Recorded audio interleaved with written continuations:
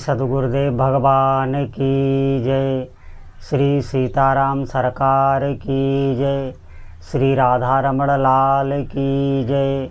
श्री गौरी शंकर महादेव की जय।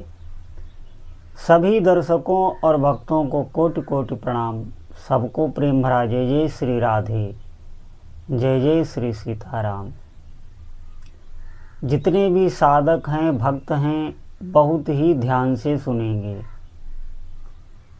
हम साधना का महत्व जान के, उसकी महिमा जान के भी भजन निरंतर नहीं कर पा रहे, और इसीलिए हमारी भजन में उन्नति नहीं हो रही। बहुत साधक कहते हैं बहुत समय से हम भजन कर रहे हैं, नाम जप कर रहे हैं, लेकिन हमारी साधना में कोई उन्नति नहीं। बार बार जो हम नहीं चाहते हैं वो भी हमें करना पड़ जाता है, और उसका पश्चाताप साधक को बाद में होता है। उसका प्रभाव आपकी साधना पर भी पड़ता है, तत्काल, ज़्यादा लंबे समय तक नहीं चलता, ध्यान दें। लेकिन बार बार साधना खंडित होती रहती है, हम तन में ही नहीं रह पाते। इसी कारण जो भजन की रुचि है, जो भजन का सुख है, जो भजन का आनंद है, उसका हमें अनुभव ही नहीं हो पाता। और इसी कारण हमारा जैसा विश्वास दृढ़ होना चाहिए वैसा विश्वास दृढ़ नहीं होता।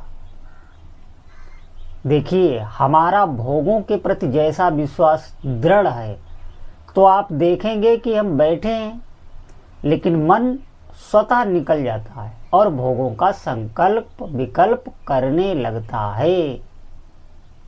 किसी न किसी सांसारिक क्रिया का चिंतन करता रहता है, वो चाहे भूत की हो, चाहे वर्तमान की हो, चाहे भविष्य का संकल्प करता रहता है। क्यों? क्योंकि अनंत जन्मों से इन भोगों के संस्कार दृढ़ हैं, उनका गहरा विश्वास है। भजन का गहरा विश्वास नहीं है, क्योंकि हमारे पास कोई अनुभव नहीं है। हम साधना करते हैं, नाम जप करते हैं, लेकिन थोड़े ही समय में हम भोगों के आगे गिर जाते हैं। गिरना ही होता है, क्योंकि आसक्ति दृढ़ होने के कारण भोगों में सुख है, भोगों में इतनी श्रद्धा है, ऐसा विश्वास हमारे भीतर बहुत गहरा बना हुआ है। ये हल्का नहीं है, बहुत गहरा है। ध्यान दें, जैसे किसी भी व्यक्ति को बहुत निरंतर लंबे समय तक किसी एक ही डिप्रेशन में, एक ही अवस्था में, भय में उसे रखा जाए तो उसका उसके चित्त पर जैसा प्रभाव पड़ जाता है, वो उसे लंबे समय तक भूल नहीं पाएगा उस समय को, क्योंकि निरंतर लंबे समय तक वो भय में रखा गया। तो उसका प्रभाव, उसका संस्कार उसके चित्त में बहुत गहरा पड़ा हुआ है, वो उसे जीवन में लंबे समय तक भूल नहीं पाता। इसी प्रकार अनंत जन्मों से भोगों का संस्कार हमारे भीतर है, और इसलिए हम साधना करते हुए भी, साधना हम कर रहे हैं, हमने सुना है, महिमा सुनी, हम लग गए भगवान नाम जप में, साधना में, लेकिन भोगों में हम गिर जाते हैं और वो आचरण हमसे बन जाते हैं जो शास्त्र विरुद्ध हैं। अब आप ध्यान देंगे, इसका उपाय क्या है? इसका एक ही उपाय है, या तो आप साधना इतनी दृढ़ता से करें, निरंतरता लाएं साधना में, अपने प्रत्येक समय को आप नाम जप में लगाने का अभ्यास करें, तो ये जो वासनाओं के, भोगों के संस्कार हैं, ये निश्चित मिट जाते हैं। कैसा भी हो, समय आ जाए आपके ऊपर, आप शास्त्र विरुद्ध आचरण स्वप्न में भी नहीं करेंगे। इतनी सामर्थ्य है आध्यात्मिक बल में।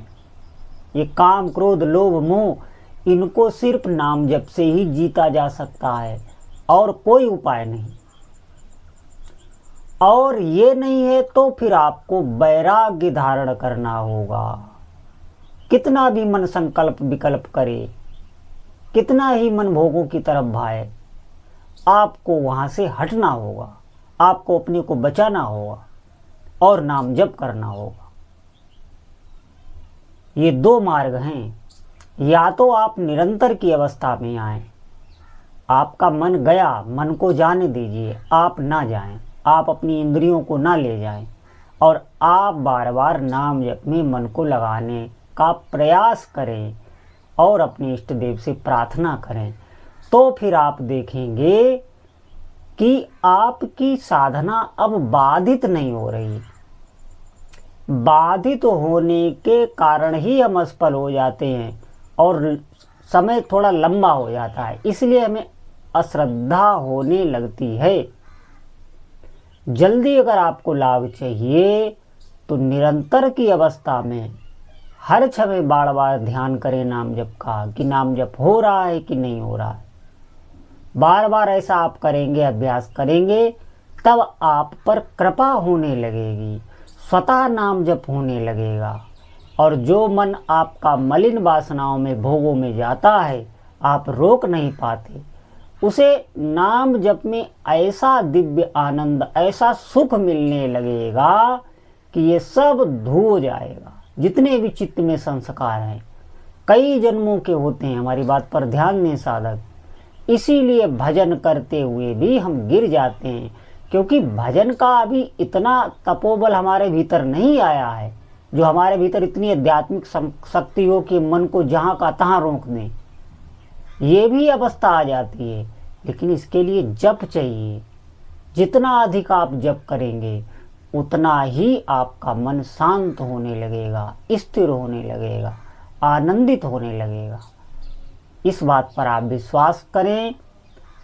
और जितने भी साधक हैं, अधिक से अधिक वर्तमान समय को हम भजन में लगाएं, जितना हो सके अभ्यास करें।